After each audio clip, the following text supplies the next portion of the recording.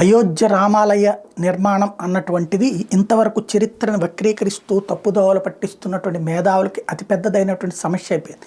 దీంతో చిత్ర విచిత్ర వాదనలు తెర మీదకి తీసుకొస్తున్నప్పుడు దానికి సమాధానాలు కూడా సోషల్ మీడియాలో అంతే వేగంగా వస్తున్నాయి. ఒక సీనియర్ జర్నలిస్టు మరాఠీ రాజు రఘునాథరావు పట్వర్ధన్ మైసూరు రాజ్యం పైన 1791లో దాడి చేసి శృంగేరి పీఠాన్ని దోచుకున్నాడు.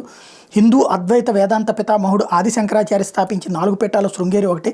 దాడిలో సరస్వతి విగ్రహం ధ్వంసమైంది. పీఠం పునర్నిర్మాణానికి టిప్పు సుల్తాన్ ఇతోధికంగా సాయం చేశాడు.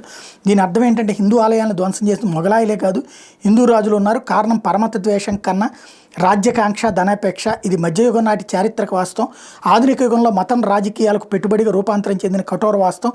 ఏది చీకటి యుగం, మధ్యయుగమా లేక ఆధునిక యుగమా అంటూ ఒక సీనియర్ జర్నలిస్ట్ ప్రొజెక్ట్ చేస్తే వెంటనే మరొక వ్యక్తి దానికి ఆన్సర్ చేశారు. మీరు చెప్పింది నిరూపితంగాని పాక్షిక సత్యం మాత్రమే.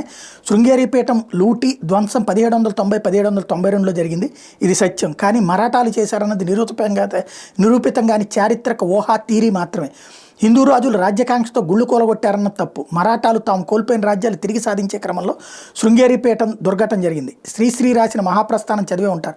దేశ చరిత్రలో అంటారు పిండారీలు, దగ్గులు, కట్టిరి కాలానికి కత్తుల వంతెన అని. శృంగేరి పీఠం లూటీ ధ్వంసం జరిగింది ఆ పిండారీల వల్లే. పిండారీలు జీతాలు లేని, క్రమశిక్షణ లేని సైన్యం. మరాఠాలు వారిని యుద్ధంలో వినియోగించుకున్నారు. పిండారీలు మరాఠా సేనలు రావడానికి ముందు వెళ్ళి శత్రు రాజ్యంలో అల్లకల్లోలం సృష్టించి శత్రువుని ఏమార్చడం వారి పని. జీతాలు లేని సేన కాబట్టి వారు వెళ్ళిన చోట దోచుకోవడం వారి సంపాదన, భుక్తి మార్గం. ఇది మనకి బాహుబలి సినిమాలో కూడా కనబడింది కదా.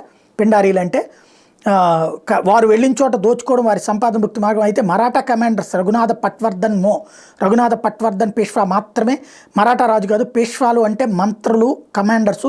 వారికి ఆ పిండారీలపై నియంత్రణ లేకపోయింది. మరాఠా సేన షిమోగ్గా వచ్చేలోపే ఆ పిండారీలు శృంగేరి పీఠం లూటీ ధ్వంసం చేసేస్తారు. శృంగేరి పీఠం లూటీ ధ్వంసం మరాఠా విధానం కాదు, ప్రణాళిక కాదు, కేవలం యాదృచ్ఛికం మాత్రమే. దోపిడీ తెలిసిన వెంటనే రఘునాథ పట్వర్ధన్ ఆ పిండారీలను అదుపులోకి తీసుకుని పీఠం సొత్తు తిరిగి అప్పజెప్పారు. ఇక టిప్పు సుల్తాన్ ఏమీ హిందూ ప్రేమి కాదు, సెక్యులర్ కాదు. టిప్పు సుల్తాన్ చేసిన సహాయం కేవలం రాజకీయ అవసరం. అప్పటికే టిప్పు సుల్తాన్ రాజ్యంలో వ్యతిరేకత తీవ్రస్థాయిలో ఉంది. ఇక్కడ మనం చెప్పుకోవాల్సింది టిప్పు సుల్తాన్ హనుమాన్ దేవాలయం పడగొట్టి జామియా మసీద్ కట్టాడు శ్రీరంగపట్టణంలో. హిందూ రాజులు కూడా గుళ్ళు కూలగొట్టారు అనడంతో మొగలాయిలు చేసింది ఒప్పవదు. రెండో విషయం, మీరు అంతర్లీనంగా ప్రస్తావించిన అయోధ్య విషయం కోర్టులో నిరూపితమైంది. హిందూ రాజులు కోణం ఇవ్వడంలో అంతరార్థం గురించి ప్రత్యేకంగా చెప్పాల్సిన అవసరం లేదనుకుంటా. ప్రజలు ఎలర్ట్గానే ఉన్నారు.